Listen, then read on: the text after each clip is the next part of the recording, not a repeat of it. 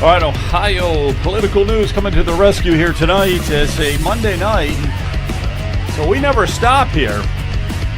We never stop. All right, good to see you tonight. I got Timothy Shea with us here tonight from the Maga Institute. So there's new evidence. Tucker Carlson has come out with a video.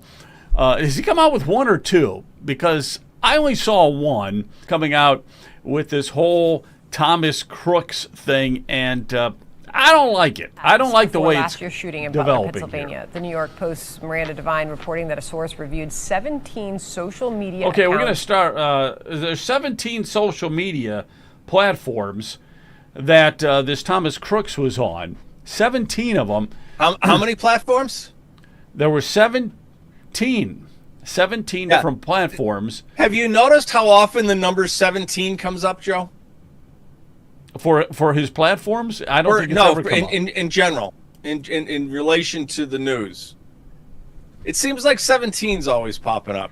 This is why nobody trusts anything we're being told. Q is the 17th letter of the alphabet. That whole QAnon thing, it's like they're playing games with us. Nobody trusts anybody in D.C., including Pam Bondi, and I hate to say it, Kash Patel and Dan Bongino in this FBI. Yeah, I don't agree at all with what Kash Patel and Dan Bongino and Pam Bondi are telling us at all with this whole thing with the Trump situation. Listen to some of this. Crooks, it's amazing. Revealing an extensive online footprint the feds have not openly discussed. Crooks allegedly used they, them pronouns on the platform, posted years of violent rhetoric, and flipped from pro-Trump to openly anti-Trump in the months leading up to the attack. One former FBI agent telling Devine if they have investigated that kid, there's a record of it, and there's an assessment that some leader made that was not a threat, or it rose to a level and they did something else. New York Post columnist Miranda Devine. Okay, we're going to talk to this one lady from the New York Post here, so we'll play some of that in just a second. But it is, how can you not be skeptical of stuff like this when we are told there's nothing to see, and we know. It's so obvious there's more to see. First of all, this kid getting up on there and just firing 8 shots like that is impossible because they're coming from all different angles. And I think one of the videos that Tucker has is that he can prove that there were multiple shooters. I have to check out his second video to see what kind of evidence he has. But I've heard many people say that. You got different angles for these bullets coming at Trump. They're not all coming from that one kid with that one spot there. It's impossible. That's impossible. Well, here's why nobody trusts this Miranda Devine story. Because it came from FBI. Okay, the timeline was Tucker came out with some information that FBI either didn't have or didn't want us to have. And then all of a sudden, and that was last Thursday, I think, and then all of a sudden on Monday or Sunday night, Miranda comes out with this story with FBI sources. She's a real journalist, has tremendous sources in the government. We're not doubting Miranda Devine. We're doubting is the information that was fed to her. Was he really a furry? Did he really use they, them pronouns? Awful lot like Tyler Robinson in the Charlie Kirk shooting. They let us know about that right away. They let us know about the Nashville tranny shooter that the Biden administration had repressed. Why didn't they come out before Tucker talking about this with regard to Thomas Crooks? The only explanation, Joe, would be if there was an ongoing investigation into the associates he had. Was there a network involved? Had he been brainwashed into doing this? Was there a conspiracy afoot? But FBI came out themselves and said he was a lone shooter, so that explanation doesn't wash either, Joe. Well, there's so much that doesn't wash with this whole thing, and it's very irritating. But from let me just go back to this here. So you're saying that this woman now there was actually this is the woman you're referring to here from the New York Post. Miranda Devine. She's an outstanding journalist. Another thing, too, Timothy, you only see that one photo of Crooks, and now he's like 15 years old there. Yeah, they always do that, too, don't they? Yeah, they always do that. But that's they don't show him with the long hair and the Right. And I think the FBI was saying, "Well, it's the only picture we got of the guy." Get out of here! That's not true. We got a picture of him right outside the building before he climbed up on the roof. All right, let's listen to A this. very large digital footprint left behind by 20-year-old Thomas Crooks, and we were sort of You can see that circle up there. He's actually walking along that rooftop. How obvious, and look how close that is. Look how close that is to Trump. to believe that Thomas Crooks was really a ghost, that there was no motive that could be ascertained from his online accounts, provided us with a lot of information from 17 different online accounts. All right, for a second here, let's stop it for a minute. Okay, 17 different online accounts and everything, but he was supposed to be a ghost. First of all, it's impossible to be a ghost on social media. Everybody is on social media. Okay, so this young kid, to say that he was a ghost and all that, well, apparently he was on social media a lot. He loved Trump. And then he had this deranged syndrome where he kind of did a 180 and kind of hated Trump. But I do believe that from 2020 on, he didn't have a social media footprint, which is very strange. Very strange. She mentions that here. Thomas Crooks had, and they range from, Google Play to that site you referenced before called DeviantArt, which is probably the biggest or one of the biggest hubs online for this sexual fetish called furries, where people dress up or fantasize about animal characters, cartoon characters. Okay, so the whole thing there with the furries. That is where you fantasize what? It's a sexual fantasy with animals, is that right? Yeah, people pretend that they're animals. And that was the same situation with Tyler Robinson. Okay. But you're saying that we don't know for sure that that's correct, because she could be fed information that's not legit on this, correct? Correct. We don't know what to believe. We don't know who to trust. Why would they feed that type of information if it wasn't correct? Is there any logical reason you can think of? Oh, yeah. Oh, these transy furries are awfully dangerous. They took a shot at Trump. They killed Charlie Kirk. I'll tell you one thing that I know for certain. I know this in my bones. Charlie Kirk was not assassinated by Tyler Robinson using a 30-06 from that rooftop. Well, there was a camera up there on that roof. There was a camera, a security camera. So the FBI has video evidence, whether that he shot or not. I mean, the video evidence is there. They've got it. They're not sharing it with us, but there was a security camera right there on the roof, which would have caught everything that the shooter did.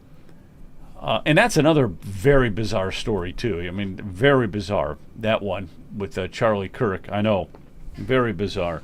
No one even tried to give him medical aid. His security and his staff around there, his right-hand man turned away and called Erica. Didn't even look at Charlie. His bodyguard grabbed something off of Charlie and handed it off to somebody else, who turned and left the scene. They didn't secure the crime scene, and now they've paved it over so you can't even recreate it. Using the lasers to see where the trajectory was.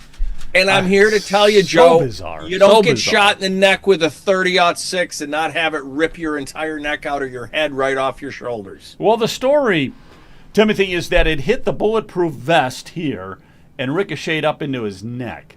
Okay, that's the story.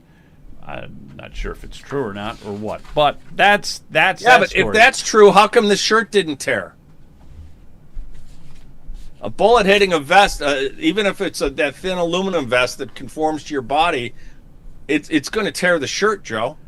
No, I got you. Shirt wasn't torn. There's a lot of holes in this story. Yeah. There's a lot of more holes. holes in the story than in the T-shirt. His online comments he was very young, 15, 16, 17, show us about how he became increasingly violent and sort of radicalized against Democrats. He was pro-Trump. And then in January of 2020, he flipped 180 degrees. Something happened to make him become rabidly anti-Trump. Something happened in August of 2020, and he just disappeared online. I look at them. Okay, and that's interesting, though. So right at the time that he flipped from being pro-Trump to hating Trump, right at that time, boom, there is no more social media. And right before that, he was getting messages. He was getting comments on his post by a Jimmy Tepes or a somebody Tepes, T-E-P-E-S. Well, guess what, Joe? Vlad the Impaler, Vlad Dracula, his last name was Tepes, T-E-P-E-S. Is it related? I don't know. It's just an awfully weird coincidence if it is a coincidence. What do you mean by Dracula? Dracula, Vlad the Impaler, the Wallachian ruler that stopped Mehmet II from invading Eastern Europe. Okay. You know, he impaled 10,000 of the Muslim invaders and sent the rest home to tell the leader what he had done so they wouldn't invade from the Ottoman Empire. His last name, was Vlad Tepes, T-E-P-E-S. Same last name. Okay. It's a coincidence. Yeah. It's an awfully weird one. Yeah, it's like, okay, we know. We're not stupid. We know that there had to be multiple shooters. There had to be. Here's another thing that nobody talks about. The FBI hosed down the roof of that shed like the very next day. Yep. So to erase all DNA. And why were those buildings outside the security perimeter? If you look at the security perimeter, it literally looks like Pac-Man. There's a 500-yard circle around the stage, except for a wedge-shaped cutout where those buildings were that were only 200 yards away. So why weren't those buildings within the security perimeter? It's literally about the only place you'd want to shoot the president from. Yeah. So and there's a cop, more and questions. A cop went up on the ladder, and he apparently turned around with the rifle, and the cop ducked down. Why weren't they on the radio telling Secret Service to get the president off the stage? Both the Charlie Kirk assassination and the Donald Trump assassination attempt stink to high heaven. These investigations are a disgrace. They're deplorable. They are a disgrace, and we expect so much more from Kash Patel. Yeah. And this Dan Bongino crap too. You know, that is irritating the heck out of me as well. Bongino's I will say this in Dan's defense, though. They're calling him a podcaster, implying that he's not qualified. They're saying, "Oh, he didn't have a lie detector test. He wasn't even vetted." Dan Bongino held the highest security clearance. He protected presidents for 10 years as a Secret Service agent. He's been vetted. So calling him a podcaster is just more Democrat smearing. But do you see what I mean? How there's questions from us on the right, but there's smears from the left, and the whole thing is a mishmash. The whole thing is a mishmash. All right. You're gonna, let me tell you. All right. Hey, let's go on to something else here. A couple other items that are happening. The Supreme Court. Let's talk about that for a minute. So they are going to be hearing about whether or not there could be a grace period after the election. So right now, like in Ohio, I think you get 4 days. You got a 4-day grace period here in Ohio. Now, we do have local lawmakers that want to get rid of that. There's a Senate bill that's already passed the Senate. It's on to the Ohio House now to say that, no, anything that comes in to the Board of Elections after that Tuesday, throw it away, or burn it, get rid of it. We're not counting that vote. Federal election law states that absentee and mail-in ballots have to be received by Election Day, okay? in this grace period you're talking about, 4 days in Ohio, 14 days in Illinois, tell me there won't be shenanigans with that, are all COVID scamdemic era local rules that defied federal law. And a case in Mississippi put in a law saying, no, it's going to be election day. And somebody sued the RNC in Mississippi. Well, Mississippi's in the Fifth Circuit that sits in Texas. And luckily, they said no bueno. And the Fifth Circuit ruled, no, they got to be received by election day. So the case is before the Supreme Court. The Supreme Court just accepted the case. So there will be oral arguments and they'll be ruling before next June. And this is a really important case for two reasons. Number one, it's going to establish the supremacy, as if the supremacy clause in the Constitution weren't enough, Joe. It's going to establish the supremacy of federal election law over state laws. Even though states can regulate the manner and time and place of elections, they have to obey federal election law. And number two, this is just the first election integrity case we're going to see. We're going to see a lot more before next November. Okay, so that's at the Supreme Court right now. They're debating it and talking about it. It's been accepted, so it'll be scheduled for oral hearing. Yes. Okay, and they'll put that as on the fast track, obviously, with the elections and all that coming up. But it just makes really good common sense that anything, and I don't know how you can do 14 days after the fact. You were saying, come on, it's Illinois. In Illinois, Chicago's city motto is "Vote early, vote often." 2 weeks. So what is the rationale of that? Does it have to be postmarked before that election day? Is that it? But they're saying, as long if it's postmarked, what the grace period is, if it's postmarked at least on election day, then there's a grace period, 4 days in Ohio, 14 days in various 21 other states in the District of Columbia. But you got 14. Allow it to be received later, saying that the mail is slow because of Dorona and all the other nonsense. Well, sorry, that's not the way it works. And here's the real problem, Joe. A postmark is intended to cancel a stamp, right? You put a stamp on, and then the postmark cancels that stamp. Well, a lot of these mail-in ballots are prepaid postage return. There's no postmark. So all of a sudden, you can show up with a van full of ballots in Chicago. Sure. And, these just came in the mail. Yeah, sure they did. 14 days after we know who's leading in the election. Okay, so what do you think is going to happen with that ruling? I think the Fifth Circuit ruling is going to be upheld, and that mail-in ballots have to be received by Election Day. I think the Supreme Court is going to rule that the Fifth Circuit was absolutely correct, and it's holding. Good. I agree with you. It's got to be that way. And so then just mail it several days before the election so that it gets there. Okay. Yeah. And if it doesn't, then vote in person next time. Everybody should be voting in person. Now, here's the problem I have here in Ohio, and that is we got 30 days early voting, absentee voting, 30 days, okay, mail-in voting. But when you do a mail-in ballot, you don't have to show your ID. Correct. You're putting down your last four of your Social Security. That's like about it, okay? And that's kind of hokey. That's very hokey. So there is a law here in Ohio now that's kind of going through the chambers, and we'll see if it gets anywhere. But they want you to have to show ID, which makes perfect sense. If you're going to show up in person, you got to show your driver's license. Then take a picture of it, a photocopy of it, and send it in with your ballot so that they can check to see, the ID, make sure it's really you. Of course, the Democrats are raising holy hell over that. They don't want anything like that to interfere. It's causing it's discrimination. There's so much discrimination anytime you try to get any kind of voter integrity. Okay. Where there's no discrimination though, Dan? There's no discrimination with these people lying to get EBT benefits and then putting up Instagram videos showing the shopping carts full of food that they just bought.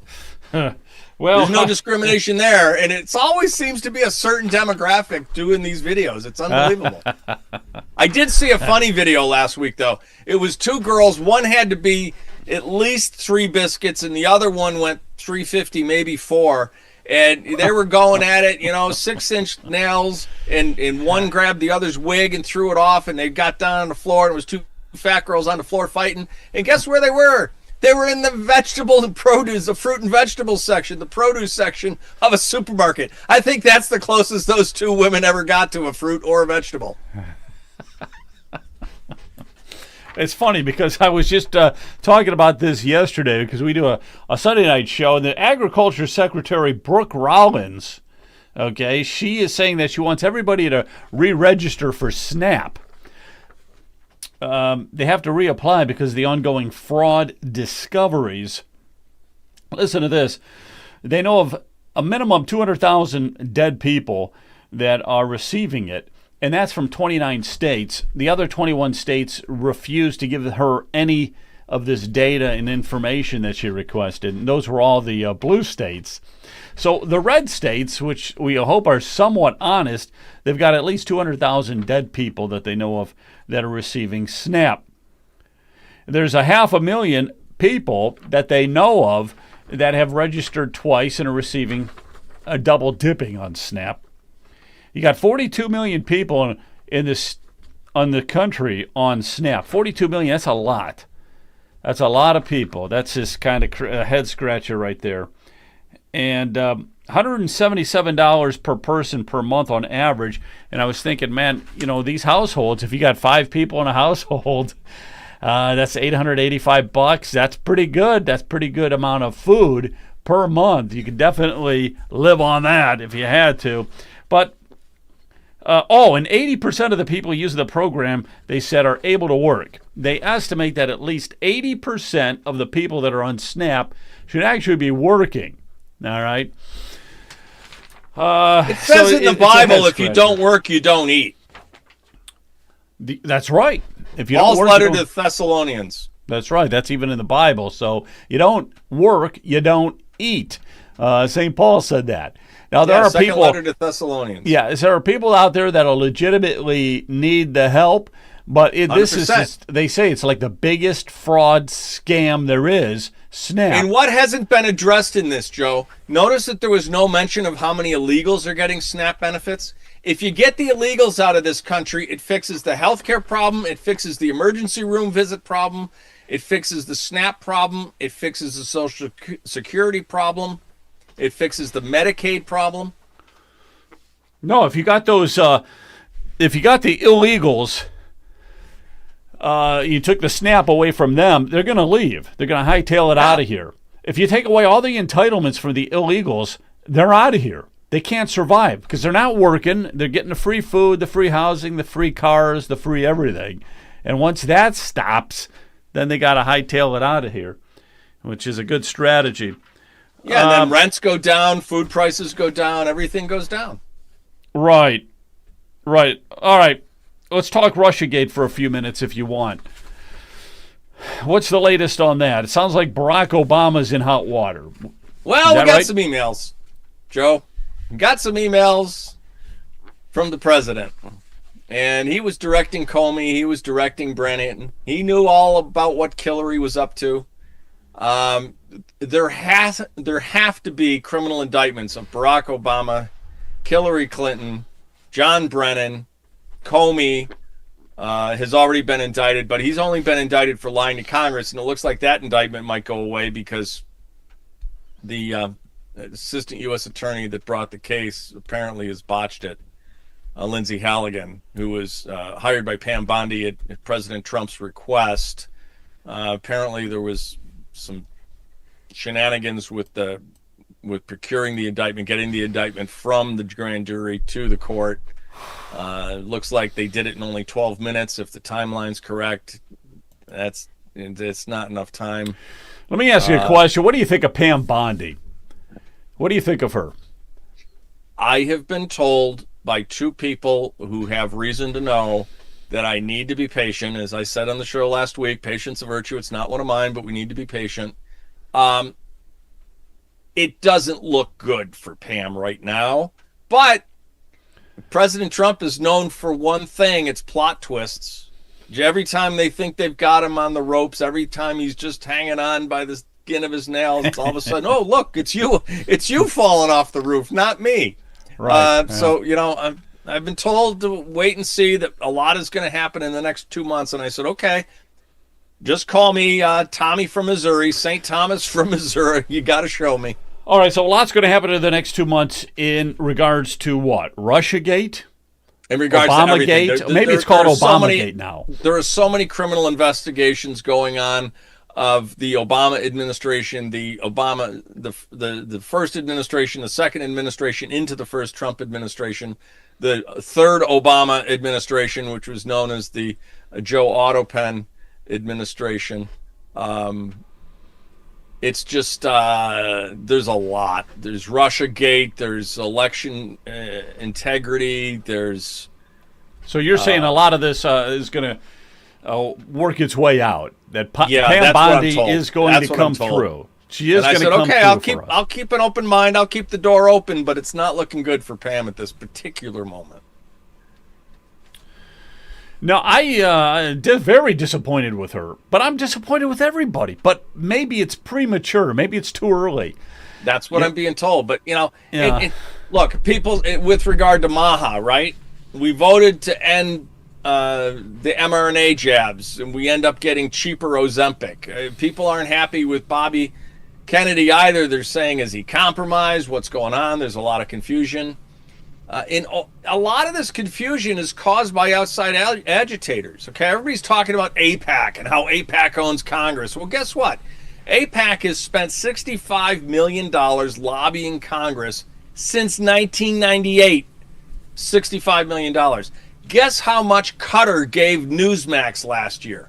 Qatar gave Chris Ruddy at Newsmax $65 million 1 year. Not 27 years, 1 year. Qatar has spent billions of dollars trying to influence us. It's got Al Jazeera. It's got, we've got all sorts of people on the right compromised taking Qatari money. People are saying Tucker did. Tucker says he hasn't. I don't know what's real there. But I do know Qatar's spending a lot of money to influence our elections. And President Trump is in bed with Saudi Arabia. We're going to sell Saudi Arabia F-35s. He's in bed with Qatar. I understand the Abraham Accords and solving Middle East peace and all of that. But Qatar is a very malign influence on our political discourse. And a lot of the confusion is being created by outside agitators, which is why somebody has started a movement to have country of origin flags on every X account. They're petitioning Elon to put the flag of the country where the account originates up there. And I frankly think that's a good idea. All right. Very good. Just real quick, your thoughts on Tucker Carlson. I mean, he's getting to be controversial now. So, just real quick, what's your thoughts on Tucker? And also, what's your thoughts on MTG and her, Trump was going after her on social media and stuff. I met Mark. Anything there, or are you taking sides, or is it just a lot about nothing? I'm not taking sides because I'm not taking sides because I really think everybody's on the same side. I think this division is ridiculous. I met Marjorie almost 4 years ago at CPAC down in Florida in 2021. She's a very sincere, very earnest woman. She fully believes in America first. She's committed. She's a warrior. She's amazing. Tucker, I have a tremendous amount of respect for. I will say this, compare and contrast Tucker Carlson with William F. Buckley Jr. Now, Bill Buckley used to have very controversial guests, and there was no talk of platforming back then. He had a convicted rapist, Eldridge, I almost said Elbridge Gary. That's the governor of Massachusetts that gave us the gerrymander. But he had the Black Panther that had been convicted of rape on. He had Madeleine Mary O'Hara, an atheist, on. He had a lot of he had Huey Newton on, also Black Panther. He had a lot of controversial people on. So I have no problem with Tucker having Nick Fuentes on, Tucker having that clown chemist from Cornell who said that Hitler wasn't such a bad guy and that it was Churchill that was the real war criminal in World War II, complete historical revisionism. I don't have a problem with Tucker having these people on. However, Bill Buckley would cross-examine them. Bill Buckley would have them on, give them an opportunity to spew their nonsense, and then he would dissect it. and he would skewer it, and he would show people how those people aren't worthy of listening to. Tucker didn't do that, except with Ted Cruz. Why didn't he treat Nick Fuentes and these other people, these Nazi deniers, the people that think the Nazis had a pretty good idea?